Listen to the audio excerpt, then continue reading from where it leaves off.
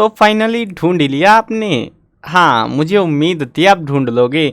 आज की इस वीडियो में मैं आपको बताऊंगा कक्षा 7 इतिहास हरियाणा बोर्ड के जो स्टूडेंट हरियाणा से हैं, नई किताबें उनकी आई है, हमारा भारत 2 नाम की किताब है, उसका ये पाठ नंबर 2 है। आज इस वीडियो में हम पूरे के पूरे पाठ को बिल्कुल डिटेल के साथ में समझने वाले हैं। उसके अलावा जो है आपको काम की जानकारी बता देता हूँ जो आप ही के काम आएगी। आपको जो है ना ये किताब जो है हमारा भारत 2, इस पूरी किताब के हर एक पाठ के प्रश्न उत्तर भी अभ्यास वाले, साथ में महत्वपूर्ण प्रश्न उत्तर, MCQs और हर एक पाठ के आपको नोट्स लिखे हुए भी मिलेंगे, साथ में वीडियोस भी मिलेंगी। तो आप चेकआउट कर सकते हो कमेंट सेक्शन में, पहली कमेंट देख लेना या फिर जो है लिंक डिस्क्रिप्शन में भी आपको मिल जाएगा। चलो अब शुरू करते हैं इस प्यारे से चैप्टर को। और आपके चैप्टर का क्या नाम है? दक्षिण के राज्य चालुक्य, पल्लव एवं चोल। यानी कि हमको जो है क्या हुआ था, हमने पिछले चैप्टर में हर्षवर्धन की कहानी पढ़ी, एक प्यारी सी कहानी, मजा आ गया। लेकिन उसके साथ साथ और भी कुछ शासक थे, राजा थे, जिनको हम एक वंश की शुरुआत हुई थी, जैसे हर्षवर्धन का चल रहा था ना, वैसे ही दक्षिण भारत के अंदर जो है कुछ मेन वंश हुए हैं, जैसे कि पल्लव वंश, चालुक्य वंश, चोल वंश, उनके अंदर कुछ राजा हुए हैं। तो उन्हीं की कहानी हमको यहाँ पे देखने को मिलेगी। प्यारी सी कहानी होने वाली है। चैप्टर की जो ये वीडियो है ये थोड़ी सी बड़ी होगी, बट कोई बात नहीं, मज़ा जरूर आएगा आपको। चलो अब शुरू करते हैं कहानी को। अब यहाँ पे जो है पहले हमको जो है हमारी शिक्षिका कुछ बताना चाह रही है। चलो मैं भी पूछ लेता हूँ शिक्षिका से, क्या कह रही है। मीनू कक्षा में अपनी शिक्षिका से सवाल पूछती है। ये लड़की अपनी टीचर से पूछ रही है, हर्षवर्धन पूर्व एवं पश्चिम में अपनी राज्य की सीमाओं का विस्तार कर पाया, परंतु दक्षिण में नर्मदा नदी के पार विस्तार नहीं हो पाया, ऐसा क्यों? यानी कि हमने पिछले चैप्टर में पढ़ी है ये बात कि भाई हर्षवर्धन जो है काफ़ी बड़े भारत के हिस्से पर राज कर चुका था, लेकिन उसके बावजूद भी वो दक्षिण में नर्मदा नदी से आगे राज नहीं कर पाया। उसका कारण पूछ रही थी टीचर से। तो हर्षवर्धन के समकालीन दक्षिण में कई शक्तिशाली राजाओं का शासन था। टीचर बोलती है कि उससे भी ताकतवर लोग वहाँ पे रह रहे थे, तो बस का नहीं था उसके वो पीठ पाना। तो अब देखते हैं क्या होता है। अब इसके मन में, मीनू के मन में सवाल उठ रहा है कि टीचर से पूछती हूँ कि वो राजा कौन कौन थे, जानते हैं? तो टीचर बताती है चालुक्य, पल्लव, चोल हर्षवर्धन के समकालीन दक्षिण के सबसे शक्तिशाली राजा थे। अब मीनू पूछती है टीचर से, वापस से पूछती है, क्या पूछती है? तो इन्हें हर्षवर्धन को दक्षिण में आगे बढ़ने से रोका, मतलब इन्होंने रोका क्या? इन्होंने मतलब टांग अड़ा दी बीच में है कि तुम्हें नहीं जाने देंगे हर्षवर्धन आगे। तो टीचर बोलती है, हाँ बेटा बिल्कुल सही कहा मीनू तुमने, चालुक्य वंश के राजा पुलकेशिन द्वितीय ने ऐसा कर दिया था। उसने जो है उसको पेला, बहुत बुरी तरीके से उसकी कुटाई करी थी। तो क्या आप, अब मीनू बोल रही है, तो क्या आप आज हमें दक्षिण के इन राजाओं के बारे में कहानी सुना सकती है? तो चलो बच्चों शुरू हो जाओ अब।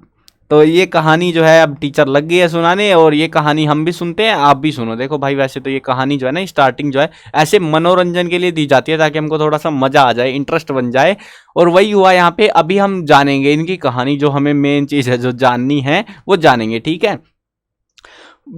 अभी पहले जानेंगे, 3 वंश के बारे में बात कर रहे हैं ना, चालुक्य, पल्लव, चोल। तो अभी पहले चालुक्य जानते, फिर उनके बारे में भी जानेंगे। चालुक्य की कहानी शुरू करते हैं। विंध्याचल पर्वत से लेकर कन्याकुमारी तक, अब जगह याद नहीं रहे, कोई दिक्कत की बात नहीं, टेंशन मत लो। जो चीज़ें याद रहती है वो काम की, ठीक है। नहीं तो मैं इंपॉर्टेंट क्वेश्चन, MCQ सब कुछ प्रोवाइड करा रहा हूँ, वहाँ से रिवीजन कर सकते हो। बाकी ये जो कहानी है, कहानी समझो भाई। आपको ये याद नहीं करना कौन क्या कहाँ था, आपको ये कहानी समझनी है कि एक्चुअली में वहाँ हो क्या रहा था। तो इसीलिए इतिहास दिया जाता है। ऐसा नहीं है कि भाई रट के आपको भी वही करना है जो पेपरों में नंबर लाने हैं और साथ में रट के बैठ जाने हैं बहुत सारे नाम। ऐसा नहीं है, नाम याद करने जरूरी होते हैं, लेकिन सारे जरूरी नहीं होते। बहुत सारी चीज़ें ऐसी होती है जो हम स्किप कर सकते हैं, बट कहानी मज़ा अलग आता है भाई उस कहानी को, इतिहास को जानने में। चलो शुरू करते हैं अब। विंध्याचल पर्वत से लेकर कन्याकुमारी तक का विशाल प्रदेश, दक्षिण प्रदेश, या फिर उसको हम दक्षिणापथ भी कहते थे, 7वीं से 13वीं शताब्दी। बहुत सारे स्टूडेंट्स को यही नहीं पता होगा भाई अभी तक शताब्दी क्या होती है ना। तो देखो, आपका डाउट क्लियर करना जरूरी है, क्योंकि मैंने देखा था, मैं जब आपकी क्लास में था ना, तो मेरे को भी यही दिक्कत रहती थी। मेरे को बहुत दिनों के बाद पता चला भाई शताब्दी क्या होती है, ये पंगे क्या होते हैं, मतलब 7वीं 8वीं।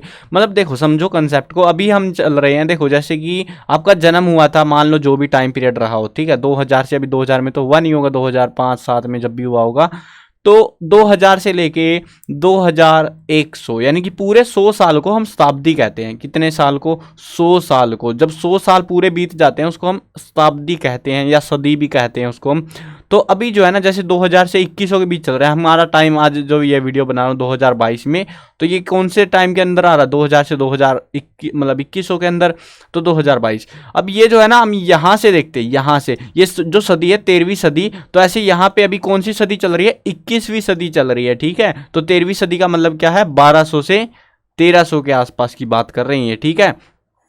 तो इस चीज़ का ध्यान रखना, सदियों के अंदर कन्फ्यूजन नहीं होना चाहिए। कई बार डेट्स की वजह से कन्फ्यूजन हो जाता है। तो फिर भी जो है, मतलब ये मान लो बहुत पुरानी बात है यार, 1300 कहाँ, अब हम मतलब आज से 800-700 साल पहले की बात है ये। यहाँ अनेक राजवंश, चालुक्य, पल्लव, राष्ट्रकूट, चोल, पांडे, बहुत सारे थे। दक्षिण के इन राज्यों ने भारतीय सभ्यता एवं संस्कृति के उदय होने में महत्वपूर्ण योगदान दिया। इस अध्याय में हम चालुक्य, पल्लव और चोल शासकों का वर्णन करेंगे। बाकी भी है ना, देखो राष्ट्रकूट रहा, पांडे, सबका पढ़ने लग गए तो भाई आप बोलोगे टीचर आप जो है एक ही क्लास में करवा दो, एक ही चैप्टर में सारा कुछ करवा दो, हमें नहीं चाहिए बाकी चैप्टर्स हैं। ऐसा नहीं करेंगे, हम धीरे धीरे सीखेंगे सारी चीज़ें, है ना। चालुक्य वंश के अभिलेखों के आधार पर इस वंश की 3 शाखाएं मानी जाती है। इसे सूर्यवंशी तथा चंद्रवंशी बताया गया है, यानी कि इनको क्या कहते थे? सूर्यवंशी कहते थे, चंद्रवंशी। चालुक्य वंश के अंदर की बात कर रहे हैं अभी, हम चालुक्य पढ़ रहे हैं ना, तो चालुक्य वंश के अंदर जो बताते हैं, इनका जो वंश था, वंश होती है जैसे पीढ़ियां होती है ना, जैसे आपका दादा, फिर आप आए, फिर धीरे धीरे ऐसे चलती जाती है। तो उसको कह रहे हैं कि ये जो है 2 प्रकार के लोग होते थे इनके अंदर, सूर्यवंशी और एक चंद्रवंशी। ये 3 शाखाएं बादामी या फिर वातापी के चालुक्य, पूर्वी या वेंगी के चालुक्य और कल्याणी के चालुक्य के नाम से भी जाने जाते हैं। मतलब कि इनको हम ऐसे भी कहते हैं, बादामी के चालुक्य ये थे, और पेंगी के पूर्वी चालुक्य ये थे, कल्याणी के चालुक्य ये थे, ऐसे भी हम इनको जानते हैं। ये अभी आपको थोड़ा अजीब सा लग रहा हो भाई ये क्या बात कर रहे हैं मैं ना, लेकिन धीरे धीरे कहानी समझ आएगी, आपको सारी चीज़ें समझ आती जाएंगी क्या सीन चल रहा है। चालुक्य वंश की मूल शाखा बादामी अथवा बातापी के चालुक्यों की थी, यानी कि मूल शाखा होती है जो मेन जो थी ना, जो असली ताकतवर चालुक्य थे वो बादामी वाले थे, बाकी थोड़े हल्के होते होंगे। बादामी के चालुक्य को प्रारंभिक पश्चिमी चालुक्य के नाम से भी हम जानते थे। उनको हम क्या कहते हैं? पश्चिमी चालुक्य भी कहते थे। शुरुआत के चालुक्य मतलब जिन्होंने शुरुआत करी थी ना, ऐसे होता जैसे आपके पूर्वज जो थे, मतलब वो वाली बात है यहाँ पे कि जो शुरुआत हुई थी वो बादामी चालुक्यों ने करी थी उनके वंश की। उसके बाद में आगे वो बंटवारा होता गया होगा। उनकी एक शाखा वेंगी अथवा पृष्ठपुर के पूर्वी चालुक्य थे, जिन्होंने 7वीं सदी के प्रारंभ में अपने स्वतंत्र राज्य को स्थापित किया। यानी कि ये जो लोग थे ना, शाखा, ये जो वेंगी चालुक्य थे, ये इन चालुक्यों से, बादामी वाले चालुक्य हुआ करते थे पहले अकेले, उनसे अलग हो गए कुछ लोग और उन्होंने अपना नाम रखा फिर वेंगी चालुक्य।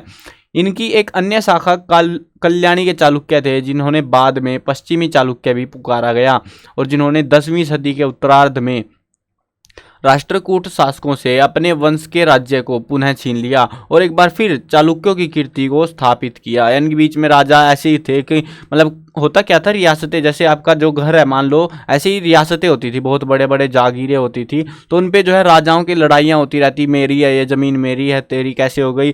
तो ऐसे लड़ाई करते रहते राजा आपस में, और उसके चलते जो है कभी किसी के हाथ आ रही है जमीन, कभी किसी के। तो बीच में चालुक्यों को किसी ने पेल दिया था और वापिस इन्होंने हथिया लिया था अपनी जमीन को। संभवतः ये चालुक्य शुरुआत में अयोध्या में रहते थे। अयोध्या नगरी सबको पता है ना, अयोध्या नगरी, तो वहां पे रहते थे और बाद में कुछ कारणों से ये दक्षिण भाग गए। भाई पता नहीं क्या हुआ, हमें नहीं पता, वो उन्हीं को पता है कि वो क्यों गए थे दक्षिण भारत में। लेकिन पहले जो है अयोध्या रहते थे, जो कि यूपी में पड़ता है, उत्तर प्रदेश में। तो देखो यार, उत्तर प्रदेश से वो कहाँ दक्षिण में, बम्बई, महाराष्ट्र, कर्नाटक, उधर के एरिया में भाग गए।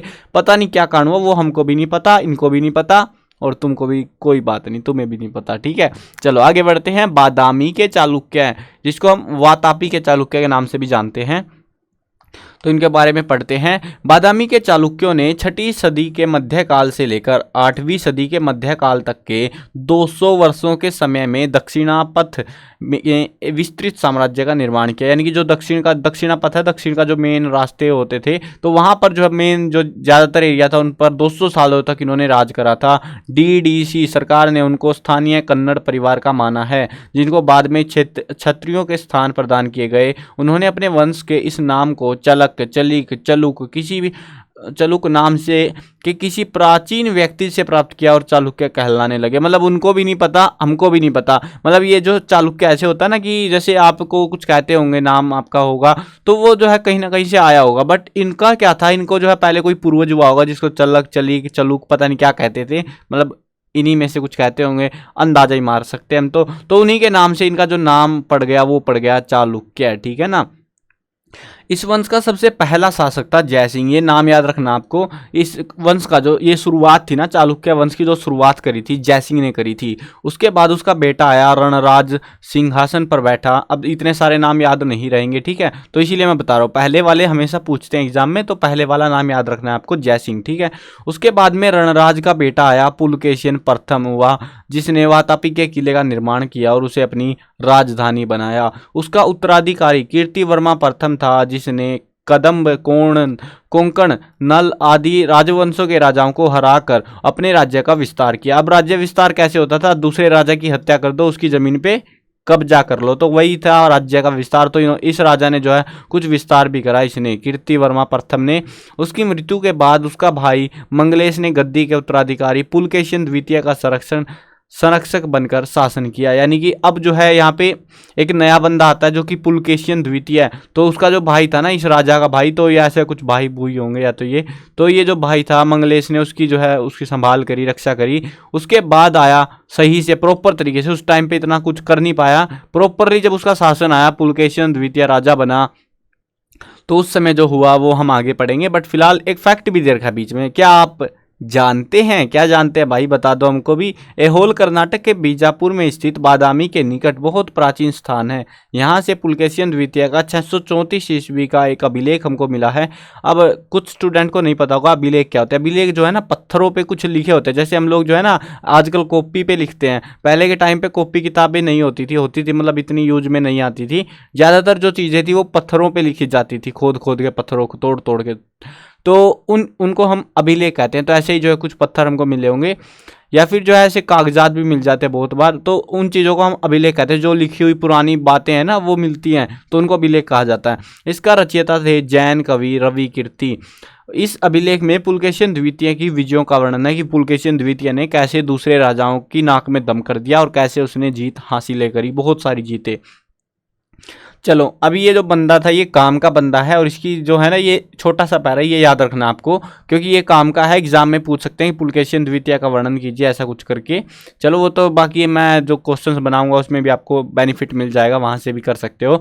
पुलकेशिन द्वितीय ने अपने चाचा मंगलेश से युद्ध करके, अब उसका चाचा था मंगलेश जो कि राजा बना हुआ था, उससे युद्ध कर लिया इसने, और राजा ये खुद राजा बन गया, क्योंकि मंगलेश उसके वयस्क हो जाने के बाद भी उसे सिंहासन देने के लिए तैयार नहीं था। उसका चाचा बूढ़ा हो गया था, लेकिन वो नहीं चाह रहा था कि उसका जो बेटा है, मतलब उसका खुद का बेटा नहीं, कोई बात नहीं, बट उसका जो है उन्हीं के वंश का बेटा था, तो वो उसको सिंहासन मिलना चाहिए था, लेकिन वो देने को तैयार नहीं था, उसको मजे आ रहे थे राजा बन के। इसी कारण से पुलकेशिन के शासन का प्रारंभ कठिनाइयों के साथ शुरू हुआ, लेकिन उसने अपनी योग्यता से चालुक्यों को श्रेष्ठता प्रदान की। पुलकेशिन द्वितीय ने दक्षिण में कदम्बों, कोंकण के मौर्य और उत्तर में गुर्जरों को हरा दिया। उसने उत्तर भारत के महान सम्राट हर्षवर्धन को भी हरा दिया, जो कि इतना बड़ा सम्राट था, पिछले चैप्टर में पढ़ा था ना हमने, उसको भी इसने हरा दिया था। पूर्वों में कलिंगों को हरा दिया, पृष्ठपुर को जीतकर अपने भाई विष्णुवर्धन को राज्यपाल इन्होंने बनाया। तो ऐसे जो है इन्होंने बहुत सारे जो बड़े बड़े शक्तिशाली राजा हम कह सकते हैं, तो उनको इन्होंने हराया था, तो इसी वजह से हम इनको याद करते हैं, इनको जानते हैं। चलो आगे बढ़ते हैं। वेंगी के चालुक्य, यानी कि अब दूसरी कैटेगरी आ गई है, पूर्वी चालुक्य जिनको कहते थे। पुलकेशिन द्वितीय ने अपने भाई विष्णुवर्धन को पिष्ठूर का राज्यपाल बनाया था, लेकिन उसने बहुत ही शीघ्र अपने आप को आजाद शासक घोषित कर लिया। मतलब उसने बनाया तो राज्यपाल था कि भाई तू इसको संभाल लेना, लेकिन वो बोला मेरी ये मेरी जागीर है, अब मैं इसी का राजा हूँ, तुम कौन हो। तो पुलकेशिन द्वितीय का पोपट काट दिया बेचारे ने, उसी के भाई ने।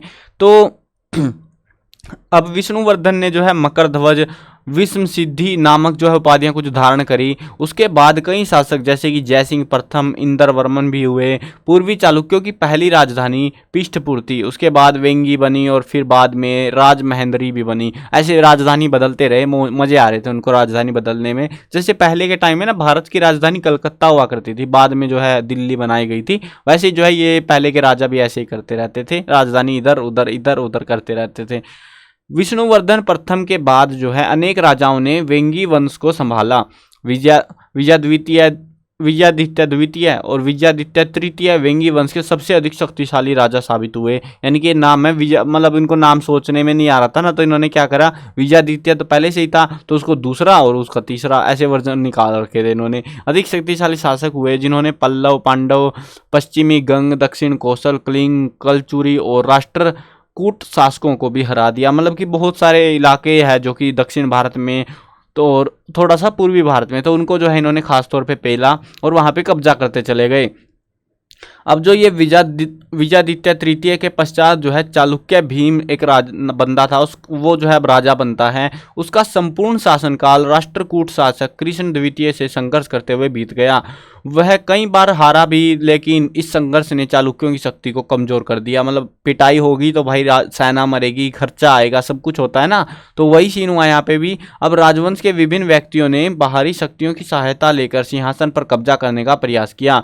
1063 ईस्वी तक वेंगी के अनेक शासकों ने शासन किया, लेकिन चालुक्यों की शक्ति कमजोर होती चली गई। चालुक्य कमजोर थे भाई, अब पिटाई होती रहेगी तो एक टाइम आता है जब वो बहुत बुरे पिटेंगे। अंत में चोल शासक जो है आए।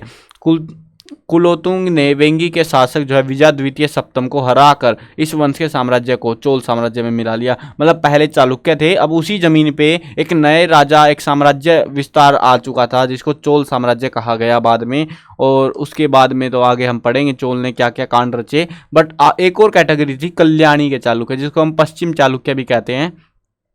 इन्होंने क्या करा था, कल्याणी के चालुक्य शुरुआत में राष्ट्रकूट शासकों के अधीन थे। अंतिम राष्ट्रकूट शासक कर्क के समय में चालुक्य तैल द्वितीय ने विद्रोह किया और कर्क को हराकर उसके राष्ट्रकूटों के राज्य पर अधिकार कर लिया। इस प्रकार तैल द्वितीय ने कल्याणी के चालुक्यों के साम्राज्य का निर्माण राष्ट्रकूट साम्राज्य के अवशेषों से किया। मतलब कि वो उसको तोड़ दिया था, जो राष्ट्र बना रखा था टूटा फूटा, उसको बिल्कुल अपना बना लिया उन्होंने। अपने साम्राज्य का विस्तार इन्होंने कल्याणी से शुरू किया, इसीलिए हम कहते हैं इनको कल्याणी के चालुक्य। क्यों कहते हैं, क्योंकि इन्होंने जो अपना साम्राज्य विस्तार था या साम्राज्य जब बनाना शुरू करा तो वो कहाँ से शुरू करा था, कल्याणी नामक जगह से। अब ये जो है एक और फैक्ट दे रखा है, क्या आप जानते हैं तैल द्वितीय ने अपनी पहली राजधानी मान्यखेत बनाई, जो पहले राष्ट्रकूट वंश की राजधानी हुआ करती थी। मतलब कि आलसी लोग यार, राजधानी कौन बदलेगा बार बार, तो इसीलिए इन्होंने शुरुआत में वही बनाई, बाद में जो है धीरे धीरे बदल दी सारी चीज़ें, जो भी कुछ था राजधानी और ये चीज़ें धीरे धीरे बदली इन्होंने। चलो अब देखते हैं तैल द्वितीय के बारे में। ये एक महान योद्धा था। उसने चेंदी, उड़ीसा, कुंतल, गुजरात के चालुक्य, मालवा के शासक परामर गुंज और चोल शासक उत्तम को हरा दिया। उसने लाट और पांचाल प्रदेशों को अपने अधीन कर लिया। इस प्रकार विभिन्न युद्धों में भाग लेकर उसने चालुक्यों के एक बड़े साम्राज्य का निर्माण किया और खुद को बादामी के महान चालुक्य शासन का वंशज बताया था। मतलब कि ये जो है एक महान राजा कह सकते हैं बना तैल द्वितीय। उसने महाराजा धीराज, परमेश्वर और चक्रवर्ती नामक कुछ उपाधियां धारण करी। जैसे कि कहते हैं ना, ऐसे आप नाम नहीं पुकारोगे तैल द्वितीय, आप कहोगे महाराजा धीराज तैल द्वितीय की जय हो, ऐसे कहते थे पहले। तो ऐसी ऐसी उपाधियां जो है, ये उपाधियां होती हैं, ये ऐसे बुलाते हैं ना, अपने नाटकों में भी देखा होगा बहुत सारी जगहों पे, तो वो सीन है ये। तो ऐसी कुछ उपाधियां इन्होंने भी धारण कर ली थी। अब तैल के उत्तराधिकारी, अब राजा भाई एक बंदा राजा बना है, वो बूढ़ा होगा या फिर उसको मार देगा कोई, तो वही होता है, फिर अगला वंश आता है, उसका बेटा आता है या जो भी है, तो ऐसे चलता जाता है। अब तेल के जो उत्तराधिकारी थे सत्याश्रम, ये 1997 से 2008, फिर विक्रमादित्य पंचम, फिर अय्यन द्वितीय, फिर जयसिंह द्वितीय, और इस वंश के बहुत सारे ऐसे शासक बनते चले गए। इसके बाद आया सोमेश्वर प्रथम, एक राजा बना। ऐसे ही चलते चलते बहुत सारे शासकों के बाद में ये राजा बना, ठीक है।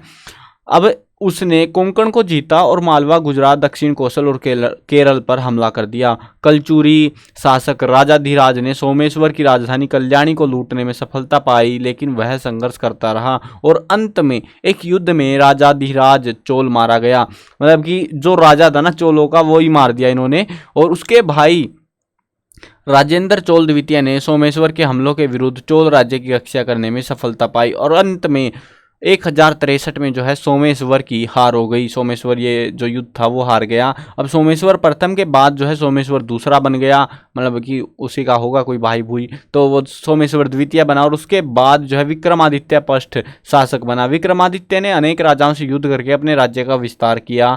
उसका राज्य उत्तर में नर्मदा नदी और दक्षिण में कडप्पा और मैसूर तक फैला हुआ था। मतलब कि आप ये कह सकते हो बेसिकली कि भाई युद्ध चल रहे हैं, इधर वाले को चाहिए कि मेरी जमीन है, ये इधर वाले को चाहिए मेरी जमीन है, सबका यही सीन था भाई। नाम वाम कितने नाम याद रखोगे तुम, है ना। तो मेन मेन जो नाम है ना वो इंपॉर्टेंट क्वेश्चन वगैरह में मिल जाएंगे आपको, तो ईजी रहेगा आपके लिए भी, है ना।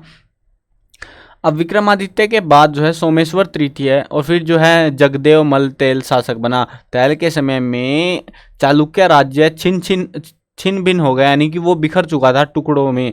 इस वंश का अंतिम राजा बना सोमेश्वर चतुर्थ, चौथे नंबर का जो सोमेश्वर था वो बना। और अंत में 1190 में यादव एवं होयसल शासकों ने इस साम्राज्य का अंत कर दिया, यानी कि इसकी कोई जगह नहीं बची और इसके सारे राजाओं को मार दिया गया। मतलब पहले वाले तो मर ही जाते थे बट बाद वालों को भी मार दिया। तो यहाँ पे आपको भरना है चालुक्य की वंशावली, भरनी हो तो भाई भर लेना, नहीं तो इस स्लेट को फेंको एक साइड में और बढ़ो आगे, ठीक है। चलो आगे बढ़ते हैं। चालुक्य शासकों की उपलब्धियां, यानी कि जो चालुक्य शासक थे इन्होंने क्या क्या प्राप्त किया, क्या क्या अचीवमेंट इनकी जिंदगी में थी, वो हमको जानना है। विशाल साम्राज्य की स्थापना। चालुक्य वंश के शासकों ने दक्षिण पथ में एक विशाल साम्राज्य स्थापित किया। इस वंश के शासकों में अनेक महान योद्धा हुए और उन्होंने उत्तरी और दक्षिणी भारत के अनेक शासकों को परास्त करने में सफलता पाई। पुलकेशिन द्वितीय और कुछ अन्य शासकों ने अश्वमेध यज्ञ भी करे थे और ये खतरनाक यज्ञ होते थे अश्वमेध यज्ञ। यानी कि इसमें जो है क्या होता था अश्वमेध यज्ञ के अंदर, एक्चुअली में आपको मजा आएगा, हंसी आएगी इस यज्ञ के बारे में जान के। ये कुछ ही दमदार शासक, ऐसा होता था कुछ दमदार शासक थे ना, मतलब बहुत तगड़ी सेना और ये जो बल सल जो भी है सब कुछ बहुत ताकतवर राजा होते थे, वो ये यज्ञ करवाते थे। और ये इस यज्ञ में क्या होता था, एक घोड़े को खुला छोड़ देते थे। ये एक घोड़ा जिसके साम्राज्य में चला गया, अगर उस राजा ने, मान लो अभी अपना है ये एरिया, ठीक है, अभी हमने यज्ञ करवा दिया यहाँ पे, अब ये घोड़ा है भाई, इसको खुला छोड़ेंगे कहीं भी भाग सकता है, इसकी मर्जी, तो ये यहाँ से ऐसे भागता हुआ यहाँ चला गया। अब यहाँ पे किसी की और की सल्तनत है भाई, किसी और कोई और राजा रह रहा है, अगर उस राजा ने इस घोड़े को पकड़ लिया या मार दिया, कुछ भी कर दिया, तो ये वाला राज्य इसके ऊपर हमला कर देगा। और अब फिर आप सोचोगे भाई यज्ञ करने का लॉजिक क्या हुआ, लेकिन अगर ये राजा इस घोड़े को छोड़ देता है, नहीं कुछ करता, तो ये जो राज्य है ऐसे मानते हैं कि तुम ताकतवर और ये कमजोर है, इनके बस का कुछ नहीं है। तो भाई अलग ही स्कैम चलते थे पहले पोपट काटने के लिए। अब इसके चलते अगर मान लो युद्ध हो जाता, तो युद्ध में अब इसको तो पता है, यज्ञ करवाने वाले राजा को हमेशा पता होता था कि मैं शक्तिशाली हूँ अड़ोसी पड़ोसी राज्यों से, तो इसीलिए वो ऐसे यज्ञ करवाते थे जिनको लगता था कि मेरे गुर्दे में दम है भाई, जिगरा है मेरे अंदर, मैं फोड़ सकता हूँ सामने वाले राजा को। तो वही चक्कर था। अभी इस कुछ ही राजाओं ने करवाए थे, इस वजह से पुलकेशिन द्वितीय उन्हीं में से एक थे। तो मस्त कहानी है ना अश्वमेध यज्ञ वाली भी। चालुक्य शासकों का राज्य आर्थिक दृष्टि से संपन्न था और उसके अंतर्गत कई अच्छे बंदरगाह थे जिनसे विदेशी व्यापार को भी बढ़ावा मिला। मतलब बहुत सारे क्षेत्र पर कब्जा कर रखा था यार बेसिकली इन्होंने। धर्म सहनशीलता, अब धर्म को लेकर इनकी क्या मान्यताएं थी, क्या सीन था, वो भी जानते हैं। धार्मिक दृष्टि से चालुक्य शासक हिंदू धर्म के अनुयायी थे, यानी कि हिंदू थे वो बेसिकली। उन्होंने प्राचीन वैदिक धर्म के अनुसार अनेक यज्ञ किए और उसके समय में कई धार्मिक ग्रंथों की रचना भी हुई। उन्होंने हिंदू धर्म को संरक्षण देकर विष्णु और भगवान शिव के मंदिरों का निर्माण करवाया। यानी कि ये दो जो भगवान थे ना, ये प्रसिद्ध हुआ करते थे प्राचीन समय में। खासतौर पे भगवान शिव का जो है ना बहुत प्रसिद्धि थी उस टाइम पे, प्राचीन में, आज से कुछ 1000 साल पहले भी भगवान शिव की आराधना करते थे बहुत सारे राजा लोग। तो इन्होंने भी मंदिर बनवाए, लेकिन अन्य धर्मों के प्रति उनका व्यवहार सहनशीलता का था। चालुक्य शासकों ने जैन धर्म और बौद्ध धर्म को भी सहायता प्रदान की। इसके अतिरिक्त मुंबई में थाना जिले में पारसियों को बसने की इन्होंने अनुमति दे दी। पारसी एक अलग धर्म था, तो उसके बावजूद भी इन्होंने अलग धर्म के लोगों को बसने की, रहने की अनुमति दे दी। चालुक्य राज्य में 100 से अधिक बौद्ध विहार थे और 5000 भिक्षु वहाँ पे रहा करते थे। तो ये सोच सकते हो कि ये राजाओं को इतनी ज़्यादा दिक्कत नहीं थी कि हमारे धर्म के अलावा कोई और लोग भी हमारी सल्तनत के अंदर रह रहे हैं। अब इनकी कलाकृति में क्या विशेष रुचि थी, क्या इन्होंने कुछ निर्माण करे या क्या सीन किया, देखते हैं। सबसे अधिक वास्तुकला की प्रगति इस समय में हुई, विशेषकर चित्रकला और ललित कला में। ये देख रहे हो ये चीज़ें आप कितनी खूबसूरत लगती है, ये मंदिर वगैरह होंगे आई थिंक सो। तो ये देखो ये मूर्तियाँ, ये देखो ये पिलर्स बने हो भाई, लीजेंडरी चीज़ें हैं। और ये आज के टाइम में बनाने बैठोगे ना, अरबों खरबों के खर्चे आते हैं फिर इन पे। तो उस टाइम के राजाओं ने इनको बनवाया था। अजंता की ये भित्ति चित्रों में से कुछ का निर्माण चालुक्य शासकों के समय में हुआ। चालुक्य ने अपनी पृथक वेसर शैली का भी विकास किया, अपनी ही एक भाषा सी बना रखी थी उन्होंने भी। अब वास्तुकला के क्षेत्र में चालुक्यों के समय की एक मुख्य विशेषता पहाड़ों और चट्टानों को काटकर बड़े बड़े मंदिरों का निर्माण था। मतलब कि वो एक अलग ही लेवल के बंदे थे। उन्होंने क्या करा, पूरा पहाड़ काट दिया। ऐसे बीच में ऐसे होता है ना, पत्थर उठा के चिपका दो दीवार बना, नहीं, पहाड़ को काट के बनाया भाई, पूरे का पूरा ऐसे एक ही पत्थर से। उनके समय में विभिन्न हिंदू गुफा मंदिरों, चैत्य हालों का निर्माण किया गया। सम्राट मंगलेश ने वातापी के विष्णु के गुफा मंदिर का निर्माण करवाया। बादामी, एलोरा, एलिफेंटा, औरंगाबाद, अजंता आदि में पर्वतों को काटकर सुंदर मंदिरों का निर्माण करवाया गया। अब ये कुछ ऐसी जगहों के नाम है जिनमें से आपको जो है फेमस जगह मैं बताता हूँ। एलोरा की गुफाएं हैं ये, ठीक है ना, गुफाएं बना रखी थी इन्होंने खास तौर पे। एलिफेंटा की गुफाएं, अजंता की गुफाएं, तो ऐसी जो है गुफाएं बना रखी थी और उनके अंदर जो है कलाकृतियां हमें देखने को मिलती है बहुत सारी। शिक्षा व साहित्य क्षेत्र में प्रगति, यानी कि ये तो ठीक है यार, ये लोग अच्छी कलाकृति कर रहे थे, लोगों को जो है डिजाइनिंग दिखा रहे थे, जो कि आज हम देखते हैं, पढ़ते हैं किताबों में। लेकिन ये लोग क्या पढ़े लिखे थे या नहीं थे, कौन सी भाषा बोलते थे भाई, ये सोचने की बात है। उस समय आज से 1000 साल पहले चालुक्य शासक शिक्षा और साहित्य के महान प्रेमी थे। उन्होंने विभिन्न स्थानों पर विद्यालय, महाविद्यालयों का निर्माण करवाया। साहित्यकारों, लेखकों को अपने दरबार में संरक्षण भी दिया। चालुक्यों ने संस्कृत भाषा को अधिक महत्व दिया। वो भी जो है संस्कृत बोलते थे, जिसको हम आजकल बोरिंग समझते हैं, है ना। आपको संस्कृत कैसी लगती है? आप 7th में हो ना, तो आपको संस्कृत पढ़नी तो पड़ती है। आप बताओ यार, आपको संस्कृत कैसी लगती है? क्या आपको बोरिंग लगती है या नहीं लगती? तो जिसको बोरिंग लगती है वो जरूर से कमेंट करके बताना, ठीक है। चलो यहाँ पे अब आगे बढ़ते हैं। उस समय जो है अवलंक ने अष्टसती विज्ञानेश्वर ने मित्ताक्षरा पुस्तक लिखी, किताब लिखी गई मित्ताक्षरा। एक बंदे ने, अवलंक ने लिखी थी अष्टसती, और विज्ञान, ये बंदों के नाम थे विज्ञानेश्वर। अजीब अजीब नाम रखते थे पहले के लोग। कन्नड़ भाषा के ग्रंथ कविराज मार्ग, शांति पुराण, गदायुद्ध आदि भी इस युग में लिखे गए हैं। विल्हण का विक्रमांक देवचरित, अजीब सा ही नाम है वह, सोमदेव सूरी को वाक्यामृत इस युग में लिखे गए प्रमुख ग्रंथ है। ये कुछ ग्रंथ इन्होंने लिखे थे जो कि अजीब अजीब से हैं, मतलब नाम अजीब है इनके, ठीक है। मेरे हिसाब से तो इसको पूछ लेंगे वो लोग किसने लिखा था ये ग्रंथ, ये नाम याद रखना इसका, विल्हण ने लिखा था, ठीक है। चलो आगे बढ़ते हैं। आर्थिक जीवन के बारे में बात करते हैं। मतलब रोकड़ा पैसा कितना था उनके पास, कैसे क्या करते थे। लोगों का आर्थिक जीवन बहुत खुश था। मुख्य व्यवसाय खेती था, जो कि आजकल भी खेती है। भू राजस्व भूमि की उपजाऊ शक्ति पर आधारित था। अगर तुम्हारी जमीन बढ़िया है तो तुम्हें ज़्यादा पैसा देना सरकार को, मतलब राजा को, और अगर तुम्हारी जमीन खराब है तो तुम्हें कम पैसा देना पड़ता। उस समय गर्म मसालों और बहुमूल्य लकड़ी का व्यापार भी भारत से किया जाता था दूसरे देशों के साथ में, और साथ में अपने पड़ोसी रियासतों के साथ में।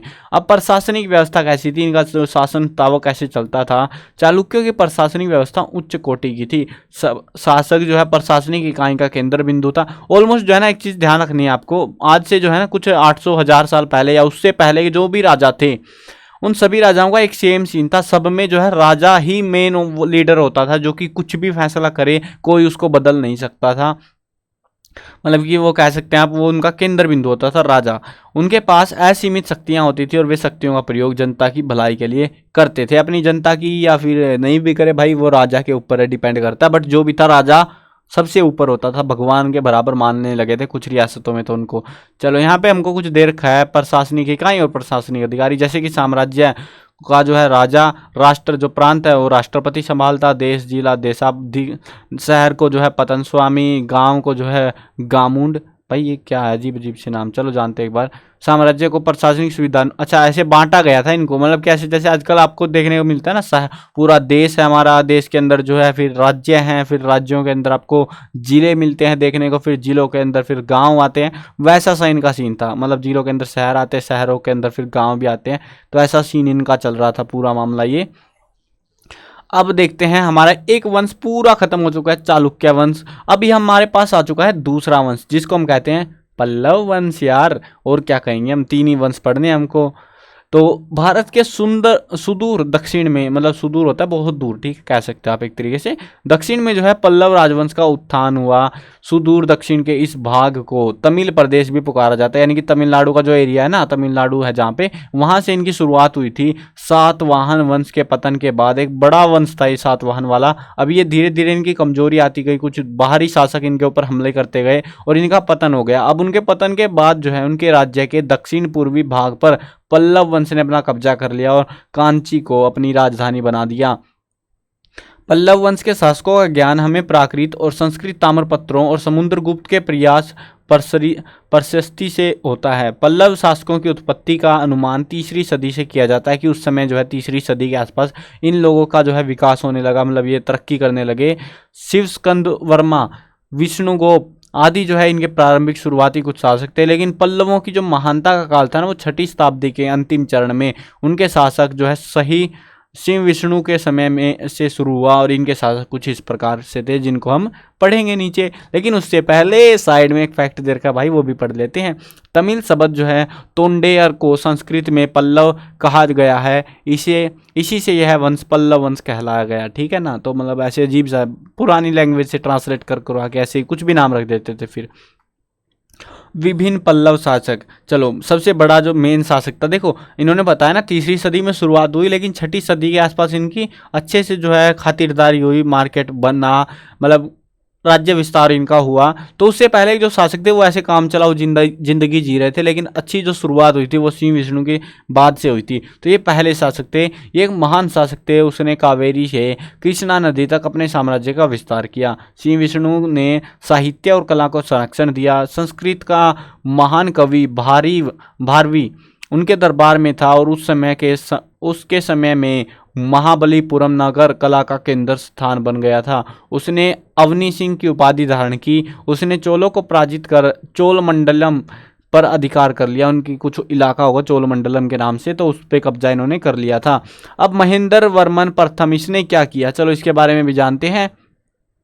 शिव विष्णु के बाद उसका बेटा महेंद्र वर्मन शासक बना, राजा बना। भाई राजा मतलब मरता है उसका बेटा ही बनता है ना अगला राजा, तो वैसा ही चीज चलता है हर जगह पे। शिव विष्णु के बेटे महेंद्र के समय में पल्लवों और चालुक्यों का संघर्ष आरंभ हुआ, क्योंकि दोनों ही दक्षिण भारत में अपनी अपनी शक्ति के विस्तार के लिए प्रयासरत थे। यानी कि दोनों ये कोशिश कर रहे थे कि भाई हमारा कब्जा हो जाए। चालुक्य सोच रहे हमारा कब्जा, पल्लव सोच रहे अपना कब्जा, सबको अपना ही चाहिए, दूसरे का थोड़ी ना चाहिए। अब पल्लवों ने जो है कदम्बों के साथ मिलकर चालुक्य शासक पुलकेशियन द्वितीय की शक्ति के विस्तार को रोकने का पूरा प्रयास किया, और इसी कारण से जो है पुलकेशियन ने पल्लव राज्य पर हमला कर दिया।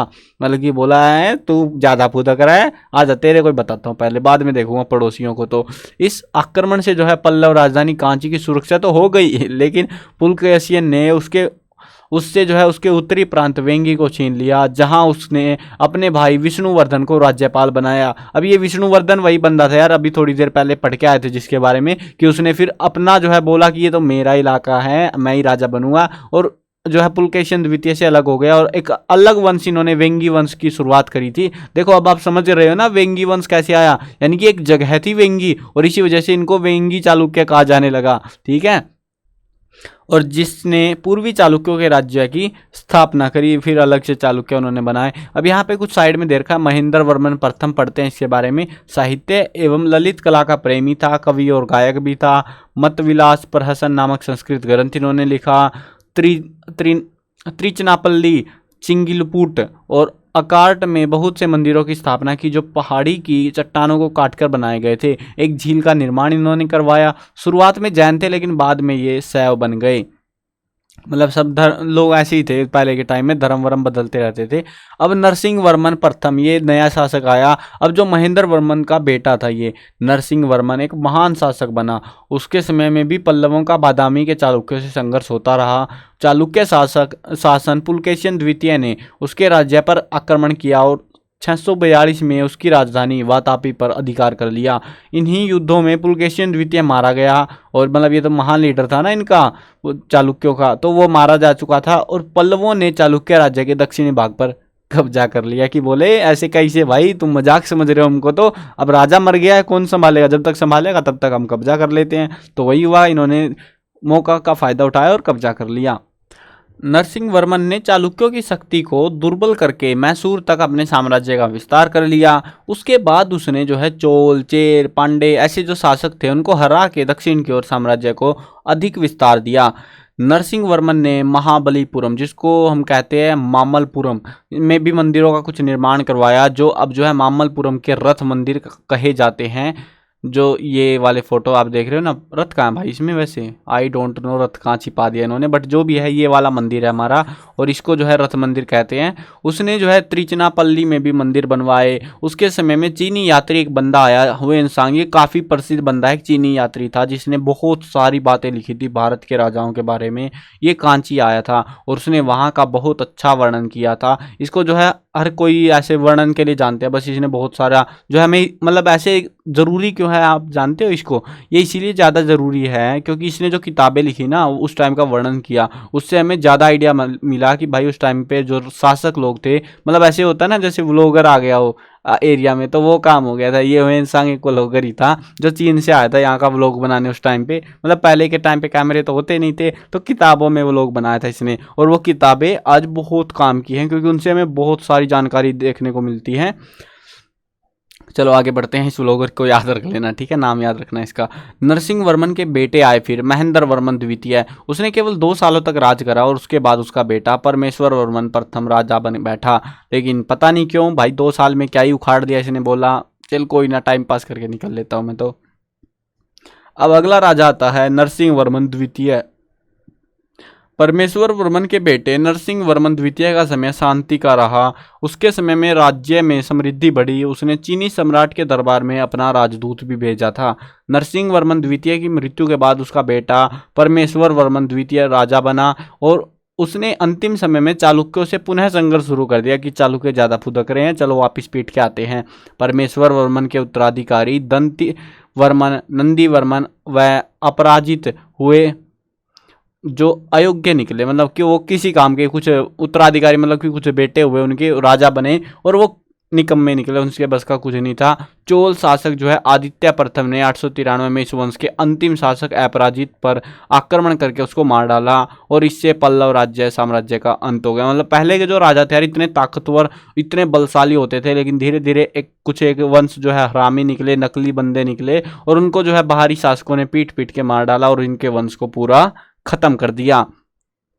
नरसिंह वर्मन द्वितीय के बारे में जानते हैं क्या सीन था। कांची के कैलाशनाथ मंदिर और महाबलीपुरम के तट पर इन्होंने अनेक मंदिर बनवाए, अनेक विद्वानों को आश्रय भी दिया। विद्वान दंडी ने 10 कुमार चरित नामक एक काव्य ग्रंथ की इन्होंने यहाँ पे रचना करी थी। भाई मतलब आप ये समझ रहे हो ना, ये जो लोग थे तो इन्होंने, पल्लवों ने ज़्यादातर जो है मंदिरों का निर्माण करवाया था, बहुत सारे हिंदू मंदिरों का इन्होंने निर्माण करवाया, बहुत ही अच्छी कलाकृति वाला। ये देखो तुम क्या खूबसूरत मंदिर है, ब्लैक एंड वाइट फोटो में, मतलब भाई क्या बोले, अब ब्लैक एंड वाइट ही मिला था इनको फोटो लगाने को। चलो अब हमको ये तो पता चल गया कैसे शुरुआत हुई, कैसे इतने सारे राजा आए, नाम याद नहीं रहेंगे कोई बात नहीं, बट जो भी था हमें पता लग चुका है अभी तक कि भाई राजा आया, उसके बाद बहुत सारे राजा थे और आखिर में कुछ नकली राजाओं की वजह से इनका साम्राज्य खत्म हो गया।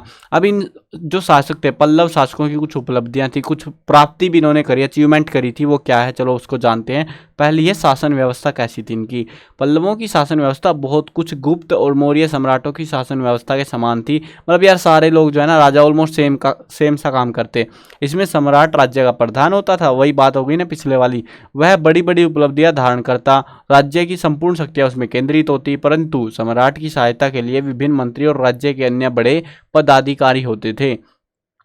संपूर्ण राज्य को राष्ट्रों, विषय, जिलों, कोटम, तहसील मतलब गांव में बांटा गया। हर एक कोई यही कर रहा है ना, पिछले वाले ने भी यही कर रखा था, इस वाले ने भी यही कर रखा, सब यही करते भाई। इसके अलावा मैनेजमेंट का कोई अच्छा साधन नहीं था, अकेला बंदा कुछ नहीं कर पाता वहाँ पे। भट्टारक इनकी महत्वपूर्ण उपाधि थी। उनकी शासन व्यवस्था में ग्रामीण शासन को काफ़ी स्वतंत्रता मिली हुई थी, वो आराम से मस्त अपनी जिंदगी जी रहे थे। यहाँ पे एक शब्द लिखा हुआ कोट्टम, प्रशासन की एक इकाई जिसके अंतर्गत गांव का एक समूह होता था, उसको कोट्टम कहा जाता था। चलो आगे बढ़ते हैं शिक्षा के बारे में, कितने पढ़े लिखे थे, कितना ज्ञान इन्होंने, वैसे तो हमें पता लग चुका है, इन्होंने बहुत सारे ग्रंथ लिखवाए इनके टाइम में, बहुत सारे कवियों को रखा था, बट पढ़ लेते हैं इनकी भी। पल्लव शासकों के समय में साहित्य प्रगति भी बहुत हुई। कांची के विश्वविद्यालय ने इस प्रगति में बहुत सहयोग दिया। पल्लव शासकों ने विद्वानों को आश्रय दिया। सम्राट सिंह विष्णु ने समकालीन विद्वान भारवी को अपने दरबार में आने हेतु आमंत्रित किया था और विद्वान दंडी को उसके राज्य में राजकीय संरक्षण भी मिला हुआ था। पल्लव शासकों के समय में संस्कृत के अतिरिक्त तमिल साहित्य को भी प्रगति हुई। तमिल का कूरल नामक ग्रंथ इसी काल में लिखा गया। पल्लवों द्वारा कांची के समीप एक मंडप में महाभारत के नियमित पाठ का प्रबंध करवाया गया। वहाँ पे भाई महाभारत की पाठ मतलब ऐसी कहानी है ना, वो बताई जाती थी। पाठ जिनको बुलाते हैं वैसे हम, तो वो जो है वहाँ पे बताई जाती थी उस टाइम पे, ऐसे बैठ के पूरा लोगों को इकट्ठा करके। अब जानते हैं इनके धर्म के बारे में। पिछले वाले तो समझ ही गए थे, अब ये भी ऑलमोस्ट सेम ही थे। पल्लव शासक हिंदू धर्म को मानने वाले थे, वो भी हिंदू थे चालुक्य, और ये वाले भी हिंदू ही थे। अब जो है उन्होंने विभिन्न यज्ञ किए और विष्णु, शिव, ब्रह्मा, लक्ष्मी आदि हिंदू देवी देवताओं की मूर्तियों को मंदिरों में प्रतिष्ठित किया। उन्होंने संस्कृत साहित्य और हिंदू धर्म को संरक्षण दिया। कांची का विश्वविद्यालय दक्षिण भारतीय संस्कृति का प्रमुख केंद्र हुआ करता था और स्वयं कांची जो है नगर हिंदुओं के 7 तीर्थ नगरों में एक प्रमुख नगर बना हुआ था उस टाइम पे। आजकल तो पता नहीं है कि नहीं, बट उस टाइम पे जो है एक बहुत ही पवित्र धार्मिक तीर्थ स्थल था कांची। पल्लव शासक धार्मिक दृष्टि से उदार थे। जैन और बुद्ध धर्म के प्रति उनका व्यवहार सहिष्णु था, मतलब बहुत संभाल के रखते थे सबको, सारे धर्मों की इज्जत करते थे। उनके समय में शैव और वैष्णव साहित्य की प्रगति हुई। उन्होंने जैन और बौद्ध धर्म को भी संरक्षण दिया हुआ था, उनको भी जो है उनकी नॉलेज भी रखी जाती। सब मैनेजमेंट, मतलब ऐसा नहीं था, किसी धर्म से नफरत करने का काम नहीं था उस टाइम पे। कला और वास्तुकला क्या थी इनकी। सुदूर दक्षिण में पाषाण वास्तुकला का आरंभ पल्लव शासकों ने किया था और उनके संरक्षण में अनेक मंदिर पहाड़ों की चट्टानों को काटकर बनाए गए, जिसमें विष्णु, शिव, ब्रह्मा, हिंदू देवी देवताओं की मूर्तियां लगाई गई थी। मामल्लपुरम का शिव मंदिर, 5 पांडवों का मंदिर, वारा मंदिर इस समय की कला के सर्वश्रेष्ठ उदाहरण हैं। इसमें सुदूर मूर्तियां और चित्र भी बनाए गए हैं। अब आगे बताते हैं। त्रिमूर्ति हो गया, गंगा अवतरण की मूर्ति, दुर्गा मूर्ति, वराह मूर्ति, 5 पांडवों की मूर्तियाँ बहुत सुंदर बना रखे हैं इन्होंने। अब मेरे को नहीं पता भाई, मैंने तो देखी नहीं है, बट जो भी ये कह रहे तो बना ही रखी होंगी। फिर देवी देवताओं और पशु पक्षियों के चित्रों का यहाँ बहुत सजीवता से चित्रण किया गया। बहुत ही प्यारे खूबसूरत चित्र बनाए गए हैं बेसिकली। इसीलिए पल्लव काल की कला वास्तुकला भारतीय कला के इतिहास में एक बहुत ही प्यारा अध्याय है। उसके बारे में क्या पता कभी पढ़ा देंगे आपको, फिलहाल नहीं पढ़ा रहे, ठीक है। सामाजिक व आर्थिक स्थिति, समाज में मतलब उस टाइम पे उन राजाओं की कंडीशन क्या थी, हालचाल क्या चल रहे थे। तो पल्लव काल में वर्ण व्यवस्था थी। वर्ण व्यवस्था के आधार पर कार्य विभाजन था। वर्ण होती है ऐसे बेसिकली जाति होती है ना, जैसे वैसा सा सीन था, तो उसके आधार पे काम बांटा जाता था। सामंत व्यवस्था का प्रचलन था। कृषि भूमि पर अधिकतर सामंतों का अधिकार था। सभी वर्ग सामान्यतः खेती व्यवस्था से जुड़े हुए थे। व्यापार भी उन्नत था। कपास, गुड़, बहुमूल्य लकड़ी और गरम मसाले, इन सभी चीज़ों का ये लोग व्यापार करते थे। कृषि की उन्नति के लिए पल्लव शासकों ने नहरों, झीलों, तालाबों का निर्माण करवाया। राज्य की आय के लिए विभिन्न तरह के 18 कर इन्होंने लगा रखे थे ताकि इनको भी थोड़ा पैसा मिल सके। मतलब ऐसे भारी नहीं थे, फिर भी जनता पे बहुत रहम कर रखा था इन्होंने। आराम से जिंदगी जी पा रही थी जनता। चोल वंश, अब अगला वंश आ चुका है हमारे पास। वो कौन सा वंश है? चोल वंश आ चुका है। उसके बारे में भी हम जान लेते हैं। चोल वंश सुदूर दक्षिण के प्राचीन राजवंशों में एक था। मतलब सारे के सारे उधर ही मर रहे थे भाई, कोई दूर नहीं जा रहा था। अब संगम काल में जो है चोल शासक शक्तिशाली थे। 200 वर्षों से भी अधिक समय तक चोलों ने तुंगभद्रा नदी के दक्षिण के सभी भूप्रदेशों और अरब सागर के बहुत से द्वीपों पर अपनी सत्ता को स्थापित रखा और शासन और सभ्यता के विकास की दृष्टि से दक्षिण भारत के इतिहास में अहम योगदान दिया, महत्वपूर्ण स्थान इन्होंने रखा। चोलों को जो है सूर्यवंशी माना गया। क्या माना गया? उनको सूर्यवंशी माना गया है, सूर्य का वंशज बेसिकली। तो चोल शब्द की उत्पत्ति तमिल भाषा के चूल से हुई है, जिसका मतलब होता है भ्रमण करने वाला, यानी कि ऐसे भटकने वाली आत्माएं थी ये, जो भटकते रहते थे जो लोग। तो आत्माएं नहीं थी बेसिकली, बस आदमी थे, ठीक है। जो घूमने फिरने वाले लोग होते हैं ना, जिनका काम ही होता है इधर उधर घूमना, तो उनको चोल कहा जाने लगा था। जो पहले उत्तर भारत में रहते थे, कालांतर से दक्षिण में चले गए। इनका अर्थ श्रेष्ठ से भी निकाला जाता है। करिकाल शुरुआती शासकों में एक महान शासक था जिसने चोल साम्राज्य को उन्नति के शिखर पर पहुंचा दिया। उसने कावेरीपट्टम को अपनी राजधानी बनाया और उसके कुछ वर्षों के बाद के लिए इनकी शक्ति कमजोर हो गई और उसके बाद राजा निकले होंगे ना, उनके बस का कुछ था नहीं, या फिर साइड वाले राजा ज़्यादा ही शक्तिशाली हो जाए। ये देखो तुम भाई, क्या मंदिर है भाई, लीजेंडरी। ये वाला देखो तुम, ये वाली कलाकृतियाँ भाई, कितना टाइम लगा होगा इन मंदिरों को बनाने में। तो ये जो है ऐसे ऐसे मंदिर पहले बनवाते थे, आजकल बनवाए नहीं जाते भाई, करोड़ों अरबों का खर्चा आता है इन पे। पहले पता नहीं कैसे बनवा लेते थे राजा इनको। विभिन्न चोल शासकों के बारे में जानते हैं।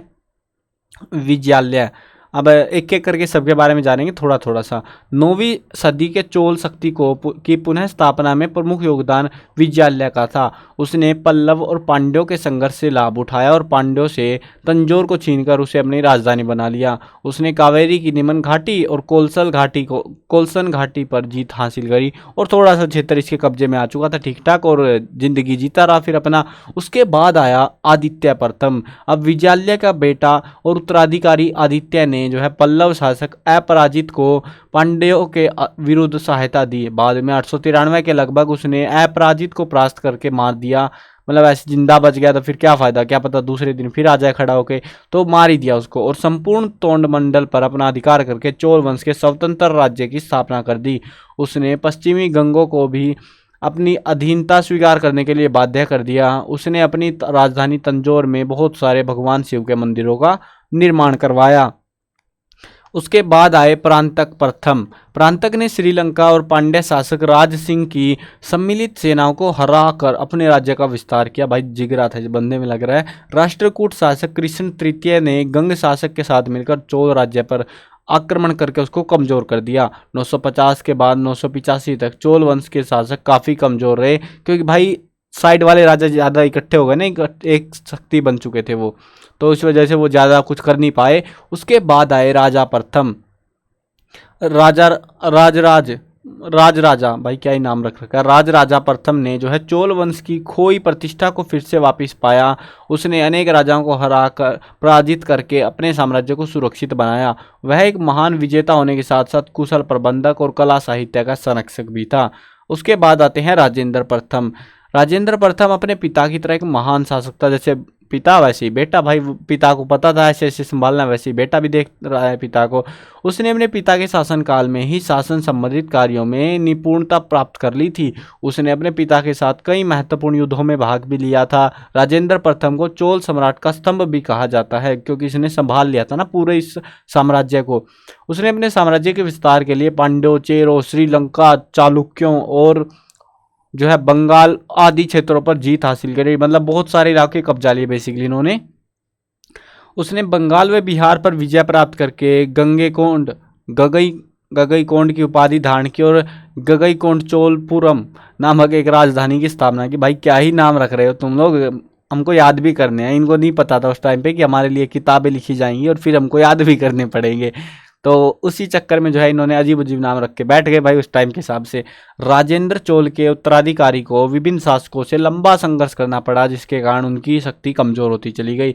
राजेंद्र चोल के बाद आए राजा धीराज प्रथम, फिर आए राजेंद्र द्वितीय, फिर आए वीर राजेंद्र, फिर कोलुतुंग प्रथम।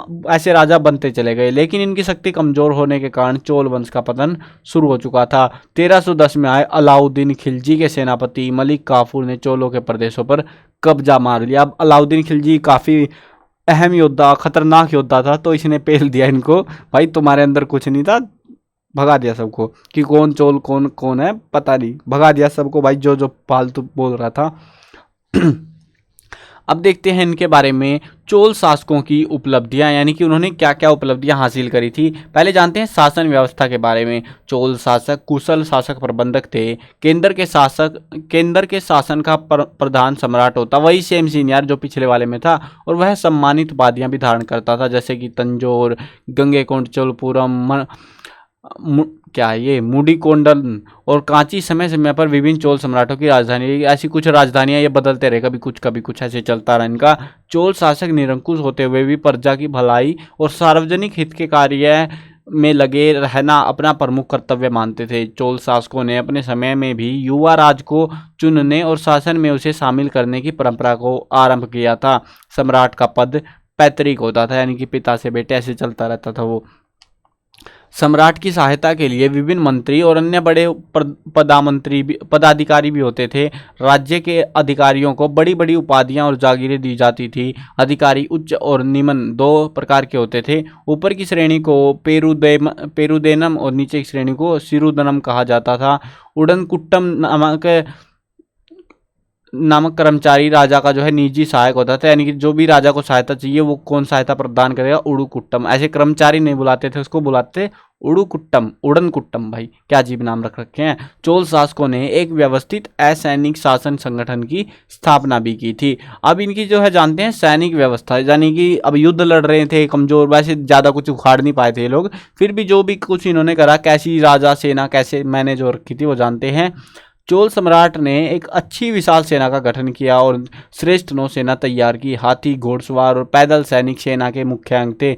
अभिलेखों से चोल सेना के में 70 रेजिमेंटों के होने का अभिलेख मिलता है। उनकी सेना में 60,000 हाथी, 1,50,000 सैनिक थे। भाई साहब कितनी पब्लिक लेके बैठे थे और फिर भी कुछ नहीं उखाड़ पा रहे थे ढंग से। अरब के श्रेष्ठ घोड़े उन्होंने मंगवाए जाते थे वहाँ पे और उन पर बहुत धन खर्चा किया जाता।